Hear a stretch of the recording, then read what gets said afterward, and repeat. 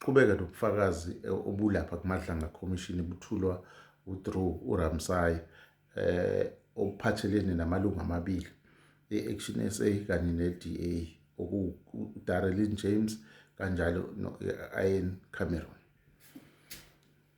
uDarlene ke uphikile, sigcine ephika uDarlene ukuthi hayi akushiwo yena lapha.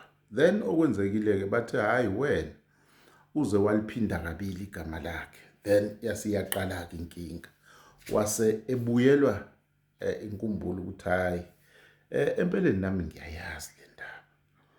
Into eyenzeka la ngathi walisho usuku nedate idate nenyanga.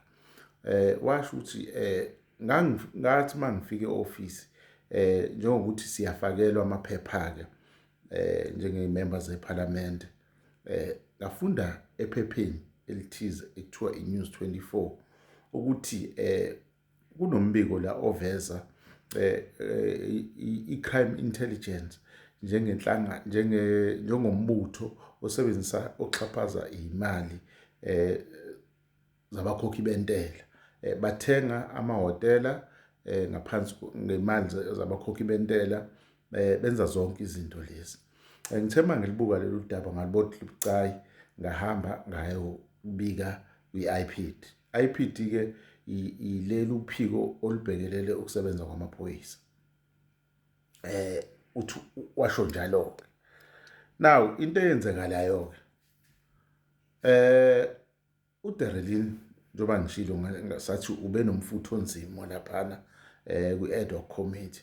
Hawu wasidida uDarlene ngoba lo mfutho wakhe kwakufanele asivezele ukuthi lolu daba kudala ukuthi uyalazi.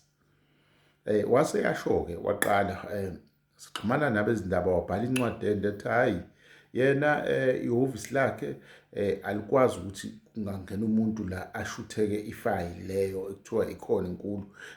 Akukwazi ngisho ukungena ku-3 pages ngaphansi kwesicabha sakhe. Kunanamakhamera nawo yonke into. Uzocela nje ukuthi akukhonjiswe ama-footage angaleso sikhathi. Kunabantu ababagadile angaxhumani nabo. Iyadida-ke le ndaba-ke. Darlene usesho isigaxa sendaba engaka. Waseyaqala futhi naye wenza ama-interviews ey'ndaweni ey'ningi. Into ejwayelekile eyenziwayo abantu bezoya kwiMadlanga noma amagama abo ethinteka kwiMadlanga ukuthi bazame bona ukuveza ukuthi abathinteki kangakanani kule nto ngokuthi baye esithangamini sey'ndaba. Njengofakazi-ke njengofakazi bobabili amagama abo athintekayo, ayisekho enye indlela ukuthi bafike nabo ngaphambi kwesilahle esikhulu iMadlanga Commission kethu ukuyogrilwa kancane ngalolu daba. Akupheli-ke lapho. Kunodaba-ke olushintshayo. Story sishintsha ngenye indlela, etwista ngenye indlela. Ehlukile-ke manje imbiko evelayo yakamuva ngalaba bobabili. Lento ihlukene ikhawu ezimbili. Eyokuqala ithi uGeneral Khumalo wanika imvume u-Ian Cameron, imember yeParliament, ukuthi angagadwa ama-VIP protection lawa seParliament njengelunga leParliament. Ngokusemthethweni uKhumalo njengomholi nomphathi we-crime intelligence akanalo ilungelo lokuthi enze lokho. Leyo nto yenziwa i-secret agents le yaseParliament i-secret agents eyenza njalo. Security agents eyenze njalo ukunika lezo imvume. Into eyenzekile uthe uMntungu sevela lapha eParliament eyophendula eminye imibuzo. Eminye imibuzo kwababethi bazombamba ngayo ifaka into ye-security clearance yakhe angenayo. Okuthe mangabe kuvela anayo sengathi uyithole ngokungekho emthethweni. Bathe mabefaka imibuzo ke ngaleyo ngoba beyazi leyo nto benenhloso yokuthi bambophe ngayo. uCameron njengosihlalo wekomiti laseParliament wayikhaba leyo mbuzo ngoba evikela umuntu ayazi ukuthi umsizile ngokunika ama-security azomgada. into eyenzekayo amalungu e-IDEC ayibona leyo nto asethi kunaso isizathu sokuthi uCameroon aziphathe ngale ndlela.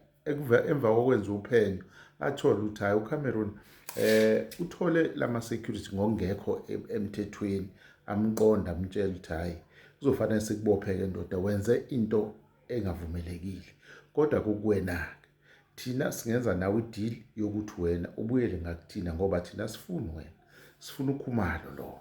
uKhumalo okuyena muntu esimdingayo. Okusho ukuthi-ke ingakho u-Ian Cameroon esengakuleli qembu noma ngakuleli side le-IDEC kuyena ucindezela kakhulu oKhumalo kanye noMkhwanazi. Siyakhumbula ukuthi eParliament befikile lapha kwi-IDEC kwi-ad hoc committee, wayenobutha obuxakayo ukubona ekhombisa ukuthi nemibuzo yakhe yayinzima ingoba usethathe ukuba kuleli side lalamadoda amabili. Lalela-ke esesibili isigaba. uCameroon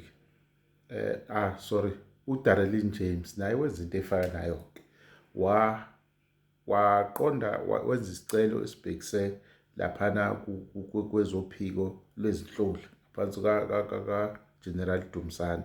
Naye ifuna futhi ama-VIP noma ama-bodyguards okuvikeleka naye. Umehluko-ke yena ngaye isicelo sakhe azange siphumelele. Watshela ukuthi hayi la akukhona la kwenziwa khona iy'celo, angeke sikwazi ukukunika, fanele uye laphana ekulolu phiko olubizwa ngokuthiwa i-State Security Agency. Kwathiwa akahambe ayofaka isicelo khona. Uma esezwa lokho-ke ukuze bam-assesse ngaphansi kwe-risk assessment babone ukuthi uyavumelekela into ukuthola ama-bodyguard, unabo yini ubungozi ekuhambeni kwakhe. Now wasengabuyi-ke yena ingakho engayi uma ngabe thola leya file efanayo nekaFadel Adams, engayi kwi-ad hoc ngoba uyazi ukuthi ku-ad hoc umuntu osebanjwe i-ad hoc u-Ian Cameroon yena efuna ukuyihambisa kwi-IPID. I-ad hoc imbizile sehambisile kwi-IPID, yamtshela ukuthi yeza ukuthi kune-report noma umbiko ohambise kuyona okuyicala, bacela kuhlanganwe ngoba nabo bayaliphenya lelo cala.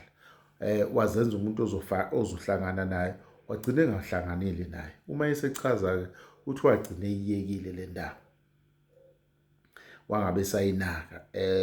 Akakuchazi-ke kodwa eParliament okuyicala ngoba kwakuzokwenza ukuthi uma ngabe sekuhlala leya ad hoc committee eyayihlala iphenya wona lamacala, naye wayewumuntu ngoba uyathinteka owayogcina bobabili bengasaba ingxenye yaleya ad hoc committee eyayihlezi le esahluleka namanje ukubuya nereport ukuthi obani ebathola njengabantu abanamacala. Siyakhumbula ukuthi uFadel Adams uyingxenye yaleya ad hoc uma ngabe ihlezi, kodwa emva kokuthi isikhuluma ngalezi ndaba ey'thinta lezi ezashiwo uMkhwanazi, akabanga ingxenye yayo, bamkhipha ngaphansi kwaleya committee eliholwa uCameroon.